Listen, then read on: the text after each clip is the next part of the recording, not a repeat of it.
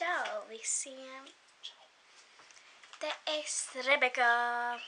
Un tad šis dienas tēma būs, ko es gribētu nākošajos svētkos, kad dāvanas. Jā, tāds ir nosaukums. No Toma un Justīnas es gaidu smaržas no Justīnas un končas. Un no Toma es gaidu tādu lūpu krāsu, kurā vienkārši ir caurspīdīga lūpu krāsa, kurā vienkārši ir spīdumi iekšā, lai varētu man spīdēt lūpas.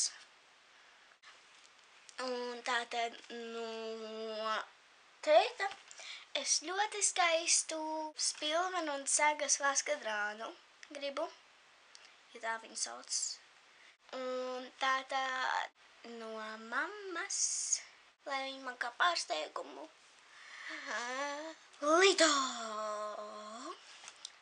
Tātad spiediet like, abonējiet un tiksimies nākošreiz.